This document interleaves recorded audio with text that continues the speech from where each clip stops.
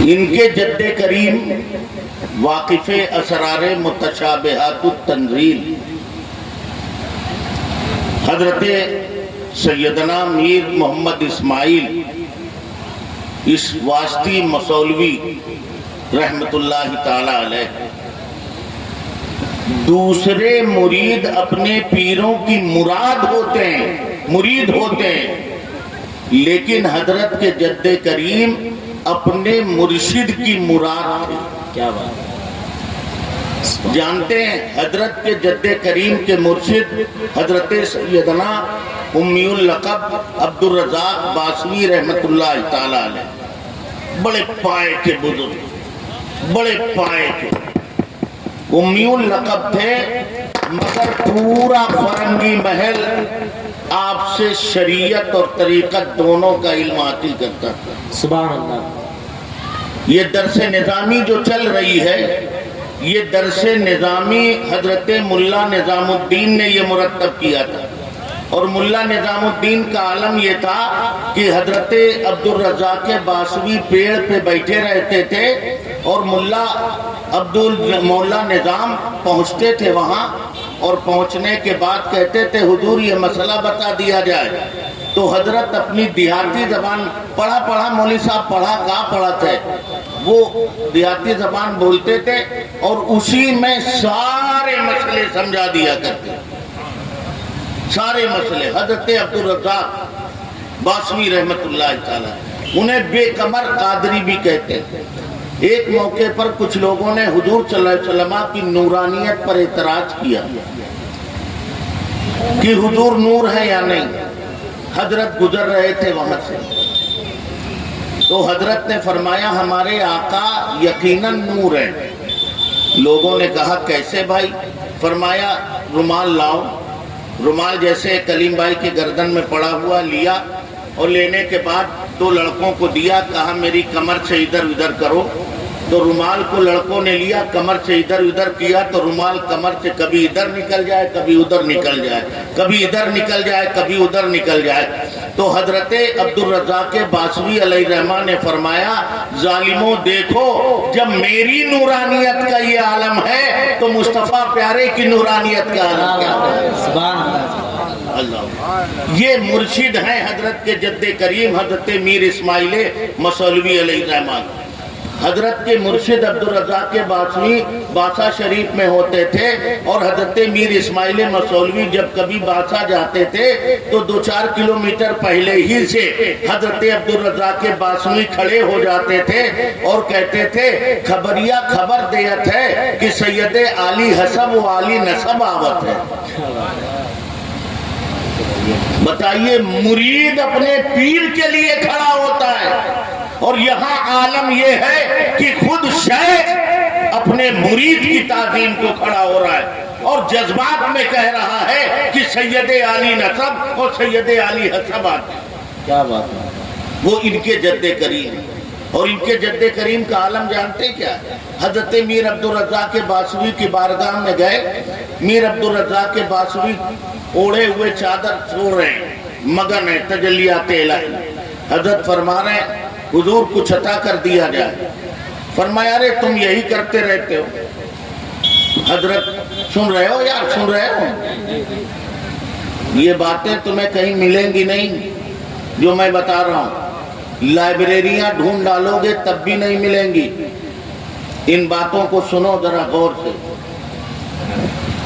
حضرت لیٹے رہے، حضرت کے جد کریم میر اسماعیل مصولوی کو دل میں تھوڑی تکلیف ہوئی کہ میں اپنے مرشد سے کسب فیض کے لیے آیا اور مرشد نے کہہ دیا میرے آرام میں خلل ڈالتے رہتے ہو۔ حضرت تھوڑا سا کبیدہ خاطر ہوئے اور وہاں سے چل دیے۔ ایک کنویں پہ جا کے آپ رکے، سو گئے۔ ادھر حضرت بھی آرام کرنا۔ کون؟ حضرت عبدالرزاق باسوی۔ آنکھیں بند کیا دیکھا کہ حضرت مولا کائنات تشریف لائے۔ سبحان اللہ۔ اور فرمایا عبدالرزاق میرا شہزادہ آیا تھا تم سے کسب فیض کے لیے اور مرید ہونے کے لیے، تم نے ویسے ہی اسے واپس بھیج دیا۔ اس کا اثر اتنا ہوا کہ حضرت کھڑبڑا کے اٹھے اور حضرت عبدالرزاق باسوی کو تلاشنے کے لیے چل دیے. تو بادشاہ شریف سے کچھ دور کے فاصلے پر پہنچے، کنواں تھا، وہاں حضرت میر اسماعیل مصولوی آرام فرما رہے تھے، سو گئے. وہ سوئے تو انہوں نے کیا دیکھا، مولا کائنات تشریف لائے اور فرمایا بیٹا تمہیں عبدالرزاق نے مرید نہیں کیا، تم کبیدہ خاطر ہو گئے، لو میں خود تمہیں مرید کرتا ہوں. سبحان اللہ سبحان اللہ. لو خود میں تمہیں مرید کرتا ہوں. سن رہے ہو یار، سن رہے ہو؟ خود میں تمہیں مرید کرتا ہوں. ادھر سے پیر چلے ہیں اور ادھر مرید سو رہے ہیں آرام سے. جب پہنچے ڈھونڈتے ڈھانتے میر اسماعیل مصولوی کو پایا تو حد ادب میں اٹھایا، کہا رے اٹھو سید صاحب، تم آرام سے سو رہے ہو، یہاں پوری زندگی کی کمائی جا رہی ہے، اٹھو مجھ سے بیعت کرو. حالانکہ مجھے معلوم ہے کہ حضرت مولا کائنات نے تمہیں مرید کر لیا ہے، مگر ظاہری رسم جو ہے مجھ سے ادا کرنی ہے، اٹھو میں تمہیں بیعت کرتا ہوں. سبحان اللہ سبحان اللہ. اللہ اکبر کبیرہ. وہ ہیں حضرت کے جد کریم حضرت میر اسماعیل مصولوی. اللہ اکبر. حضرت ہی کے یہاں سرکار مولا کائنات کا جبہ ہے جس کے وارث حضرت ہے. ماشاءاللہ. ابھی 10 تاریخ کو 10 شوال کو عرس پاک ہوا تھا، میں گنہگار حاضر ہوا تھا. اتنے تبرکات الحمدللہ. سرکار کا نالین شریف بھی ہے، مجھے اس سر پہ رکھنے کا شرف حاصل ہوا. سر پہ رکھنے کو جو مل جائے نالے تو پھر کہیں گے کہ ہاں تاجدار. اللہ اکبر کبیر. یہی نہیں، ان کے جد کریم کا معاملہ جانتے ہیں کیا؟ اتنے بڑے عالم ظاہر طور پہ اور تصوف کے تو امام ہیں. میرے پاس وقت نہیں ہے، چونکہ تصوف پہ اگر اس وقت ہندوستان میں کسی کو بولنے کا حق ہے تو ہمارے آصف بھائی ہیں، بیٹے ہیں ماشاءاللہ، بہت اچھا بولتے ہیں. تصوف کے اسرار و رموز، اس کے بہت باریکیاں الحمدللہ آصف بھائی بیان کرتے ہیں، اور ان کے بیان کرنے کا جو لب و لہجہ ہے نا وہ بھی بڑا منفرد ہے. میگنیٹک پاور ہے ان کے اندر، مقناطیسیت ہے الحمدللہ. اور یہ سرکار غوث کا فیضان ہے، بے شک بے شک ہے نا. وہ فیضان جاری رہے گا انہی کے توسل سے. اور دیکھو ان کا فیضان سب پہ ہے، چاہے چشتی ہو، سہروردی ہو، نقشبندی ہو، کوئی ہو، سرکار غوث کا فیضان ہے. مدرے چشت بخارا عراق و اجمیر، کون سی قسط پہ برسا نہیں جالا تیرا. کیا بات ہے. اور انہی کا یہ دم ہے کہ رسول اللہ کا فیضان جو ہے نا وہ سرکار غوث ہی کا دم ہے کہ نبی کی ساری امتیوں کو پہنچا رہے ہیں. سمجھ گئے؟ اعلیٰ حضرت فرماتے ہیں نبی سے آخذو امت پہ فائز، دو جانب متصل واصل ہے یا غوث. یہ میرے غوث نبی سے لیتے ہیں اور ان کے امتیوں کو دے دیتے ہیں. آپ کی شان یہ کہ نبی سے بھی ملے ہیں، امتی سے بھی ملے ہیں، اور یہی نہیں جس امتی کو چاہتے ہیں اپنے نانا سے ملا بھی دیتے ہیں. دو جانب متصل واصل ہے، نبی سے آخذ و امت پہ فائز، دو جانب متصل واصل ہے یا غوث. اور اب اعلیٰ حضرت سرکار کی بات آئی ہے، ممبر پہ بیٹھے ہیں آصف بھائی اور حضرت علامہ مفتی ویس القادری صاحب. تو اعلیٰ حضرت سرکار تو پھر اعلیٰ حضرت ہیں. فرمایا نتیجہ حد اوسط گر کے دیتا ہے مگر ایجا جب تک کہ تو شامل ہے یا غوث. کیا بات. اب وہ منطق کا ایک قاعدہ ہے، نتیجہ حد اوسط مطلب بیچ والی چیز. منطق میں بیچ والی چیز گرا دیتے ہیں تب نتیجہ آتا ہے. مگر اعلیٰ حضرت فرماتے ہیں میرے غوث یہ قاعدہ منطقیوں کے یہاں ہوگا کہ جو بیچ کی چیز ہے اسے ہٹایا جائے تو نتیجہ نکلے. مگر تصوف کا عالم یہ ہے کہ اگر آپ کو ہٹا دیا جائے تو نبی کا فیض پتا ہو جائے. نبی کا فیض اسی وقت جاری ہوگا جب میرے غوث تم حد اوسط بن کر نبی اور نبی کے امتیوں کے درمیان قائم رہو گے. نتیجہ حد اوسط گر کے دیتا ہے مگر ایجا جب تک کہ تو شامل ہے یا وہ. تو ان کا فیضان تو سب پر ہے، سرکار غوث اعظم رضی اللہ تعالیٰ عنہ کا. اب ان کے جد کریم ان کا سنیے ذرا کیا عالم. تصوف کے اس اعلیٰ مقام پر فائز ہیں کہ ایک مرتبہ آپ وجد کی کیفیت میں تھے، جذب کی کیفیت میں. اچھا ایک بات سنو یار، اب جو گرد و غبار مجمع کا تھا وہ تو چلا گیا ہے، اب کریم لوگ بچے. تو اگر آپ الجھ نہ رہے ہو تو کچھ باتیں کہہ دوں، ہے نا، بس جلدی میں. دیکھو ایک ہے منزل سلوک اور ایک ہے منزل عرفان، اور ایک منزل ہے واصل اللہ اور ایک منزل ہے فنائیت کی. بندہ جب نیک عمل کرتا ہے، برائیوں سے دور رہتا ہے اور اس میں ترقی کرتا ہے، تو ایک دن ایسا آتا ہے کہ بندے پر اللہ کی تجلیوں کی بارش ہوتی ہے اور وہ ان کھلی آنکھوں سے اللہ کی تجلی کو مشاہدہ کرتا ہے. سمجھے؟ اللہ کی تجلی کو مشاہدہ کرتا ہے. اور جب بندہ اللہ کی تجلی کو دیکھتا ہے منزل عرفان پہ پہنچ کر، تو یہی آصف بھائی دو مقام آتے ہیں. آصف بھائی اللہ کی تجلی کو دیکھا تو کچھ لوگ وہ ہوتے ہیں جو برداشت کر لیتے ہیں، سمجھ گئے؟ جو برداشت کر لیے وہ معارف ہو گئے، اور جو نہ برداشت کر سکے وہی مجذوب کہلاتے ہیں. اب عقل نہیں رہتی ہے ان کے پاس، اس لیے شریعت کا کوئی حکم ان پر نافذ نہیں. لیکن چونکہ مقام عرفان ہے اس لیے وہ بندہ جو کہتا ہے اللہ وہ کر دیتا ہے. گفتہ وہ گفتہ اللہ بوت گرچہ از حلقوم عبداللہ بوت. یہ منزل ہوتی ہے منزل عرفان کی، اللہ کی تجلی کا. اور یہ بھی صرف سرکار غوث کے توسل سے ہے، ورنہ جانتے ہو اللہ کی تجلی ہوتی ہے تو عالم کیا ہوتا ہے؟ حضرت موسیٰ جیسا پیغمبر فخر موسیٰ صیحا، فلما تجلی، جب اللہ نے تجلی فرمائی نا فخر موسیٰ صیحا وجعلہ دکا، تو حضرت موسیٰ بھی ہو چاروں کھانے چیت. مگر یہی تجلی جب نبی کے امتی پر ہوتی ہے تو سرکار غوث کا فیضان ہوتا ہے.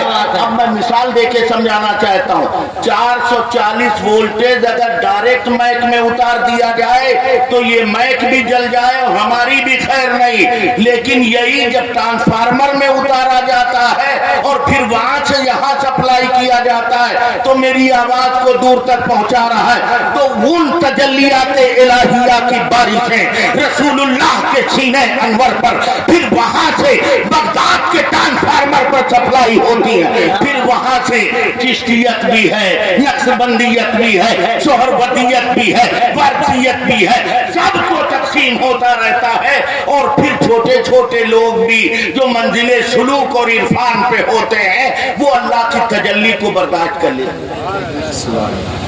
سرکار کے جد کریم بیٹھے تجلی ہے، گم ہیں. جب اللہ کی تجلی ہوتی ہے نا تو بندہ پھر کسی دوسرے کو نہیں جانتا. اور اس کی مثال حدیث شریف میں، اللہ کے حبیب جلوہ افروز ہیں اور دستک ہوئی. پوچھا من؟ کون؟ عائشہ. من عائشہ؟ کون عائشہ؟ حضور کی سب سے چہیتی بیوی. تصویر لائے جبریل امین اور دکھایا، یا رسول اللہ یہ آپ کی اہلیہ ہیں، اتنی محبوب ہے، محبوب رب العالمین. مگر اللہ کے حبیب نے کیا فرمایا؟ کون عائشہ؟ بعد میں جب حالت صحیح ہوئی پوچھا حضرت عائشہ نے، اللہ کے حبیب آپ تو کہہ رہے تھے کون عائشہ، میں اتنی چہیتی. پھر میرے آقا نے فرمایا لی ما اللہ وقت لا یسونی فیہ ملک مقرب ولا نبی مرسل. میرا اللہ کے ساتھ ایک ایسا قریبی معاملہ ہے جس کی طاقت نہ کوئی نبی مرسل رکھتا ہے نہ فرشتہ مقرب رکھتا ہے. یہ کیفیت اللہ کے بندوں پر حضرت غوث کے فیضان سے ہوتی ہے. اس کیفیت میں ہے حضرت کے جد کریم اور ان کے بچے، ان کے شہزادے بیمار ہو گئے. سن رہے ہو؟ بیمار ہو گئے. سیدہ نے خادمہ کو دیا، کہا جا کے اطلاع پہنچائیے کہ شہزادے علیل ہیں. سن رہے ہیں؟ سن رہے ہیں؟ شہزادے علیل ہیں. یہاں تو وجد اللہ کی تجلی. کہا کوئی جواب نہ ملا، چلی گئی. طبیعت اور بگڑی. فرمایا حضور کچھ کرم کریے، حالت یہ ہو گئی ہے۔ تو حضرت نے ایسے کہا نہیں مانتی ہو تو لے جاؤ۔ ایسے کیا، ایک کٹورا آیا، کہا لے جاؤ، اس کا پانی پلا دو، شہزادے شفا یاب ہو جائیں گے۔ اللہ دیا کٹورا آج بھی حضرت کے یہاں موجود ہے۔ وہ حضرت نے بس ایسے کیا، تعویذ لکھا ہوا کٹورا آیا، کہا شہزادے کو اس کا پانی پلا دو۔ حضرت کے یہاں آج بھی ہے۔ میں ذمہ داری سے کہتا ہوں، کتنا بھی کس ٹائپ کا مریض ہو جائے اور اللہ دیا کٹورا کا پانی پی لے، ضمانت ہے کہ انشاءاللہ وہ مرد کافور ہو جائے۔ وہ ذات، وہ شخصیت یہاں جلوہ افروز ہے۔ جانتے ہیں حضرت ملا نظام الدین کے بیٹے کا انتقال ہو گیا تھا، پر بیٹے ہی نہیں تھے یار، انتقال نہیں، بیٹے نہیں، بس آخری بات کہہ رہا ہوں، بیٹے ہی نہیں تھے۔ اپنے بھتیجوں سے بہت پیار کرتے تھے۔ ایک دن ان کے شہزادے نے، چچا داد جو بھتیجے تھے، ان لوگوں نے کہا ایسا ہے حضور آپ دوسرا عقد کر لیجئے، شاید اللہ تعالیٰ آپ کو کوئی بیٹا دے دے۔ تو حضرت نے فرمایا ایک سے بیٹا نہیں ہے تو اس کی کیا گارنٹی ہے کہ میں دوسرے سے شادی کروں تو اس سے بیٹا ہو جائے۔ ہاں اگر کوئی اللہ والا ضمانت دے دے کہ میں ضمانت دیتا ہوں تم شادی کرو اللہ تمہیں بیٹا دے گا تو میں ضرور شادی کروں۔ حضرت ملا نظام الدین مرید تھے حضرت عبدالرزاق باسری کے، مگر سب کچھ حاصل کیا تھا حضرت کے جد کریم میر اسماعیل مسولوی سے۔ سمجھ گئے؟ یہ بات حضرت میر اسماعیل مسولوی کو پتہ چلی، معلوم ہوئی، تو حضرت نے فرمایا جاؤ ملا نظام الدین سے کہہ دو کہ میر محمد اسماعیل مسولوی کہہ رہا ہے کہ وہ دوسرا عقد کریں، اللہ انہیں دوسرے عقد سے ضرور بیٹا عطا کرے گا۔ جب خادم گیا تو فرمایا کیا حضرت نے فرمایا ہے؟ کہا ہاں حضرت نے فرمایا ہے۔ تو فرمایا اب مجھے بیٹے ہونے کا ایسے ہی یقین ہے جیسے سورج نکلنے کے بعد دن کے وجود میں دوسری شادی کروں گا۔ حضرت علامہ ملا نظام الدین نے دوسری شادی کیا اور اس دوسری شادی سے اللہ نے ایک بیٹا انہیں دیا، اور وہ بیٹا ایسا بیٹا جیسے دنیا عبدالعلیم کے نام سے جانتی ہے اور اعلیٰ حضرت اسے بحر العلوم کہتے ہیں۔ سبحان اللہ، سبحان اللہ اکبر، اللہ اکبر۔ یہ شان ہے ان کے جد کریم کی۔ قسمت سے موراما والوں، موراما کے اطراف والوں، قسمت سے حضرت آ گئے۔ کیا ان کے جلوے، ان کے چہرے کی رانائی اس بات کی غمات نہیں ہے کہ یہ چمنستان فاطمہ کے گلے سرسبد ہے؟ تشریف لے آئے، زیارت بھی کریے، فیض حاصل کریے۔ اور میں کہہ رہا ہوں جن حضرات نے کسی سچے پیر کا دامن نہیں تھاما ہے وہ حضرت سے مرید ہو جائیں اور تھام لیں ان کا دامن۔ ایسا سچا پیر، مسلک اعلیٰ حضرت کا ڈنکا بجانے والا، مسلک اعلیٰ حضرت پہ چلانے والا، اس دور میں بہت کم پیر ہیں جو مسلک اعلیٰ حضرت کا ڈنکا بجاتے ہیں اور سچی راہ سچی شریعت پہ چلاتے ہیں۔ سرکار تشریف رکھتے ہیں، میں نے گزارش کر دی ہے سرکار کے قدموں میں، اور آپ حضرات کے لیے بھی یہ بڑا سنہری موقع ہے۔ جانے زندگی وفا کرے نہ کرے، جو سچے پیر سے مرید نہیں ہوئے ہیں ابھی سرکار مرید فرمائیں گے، آپ حضرات قریب آ جائیے گا اور سرکار کا دامن تھام کر حضرت کے سلسلے میں داخل ہو جائیے۔ ان کا ہاتھ ہمارے ہاتھ سے مس ہو جائے گا نا تو رسول اللہ کا نتھرا نتھرا خون ہے ان کی رگوں میں۔ جانتے ہو صحابی کا دسترخوان خراب ہوا تھا تو تندور میں ڈال دیا تھا، نکالا تو صاف ستھرا تھا، نبی کا ہاتھ لگا تھا، اور ان کی رگوں میں تو نبی کا خون دوڑ رہا ہے۔ اعلیٰ حضرت فرماتے ہیں تیری نسل پاک میں ہے بچہ بچہ نور کا، تو ہے عین نور، تیرا سب گھرانہ نور۔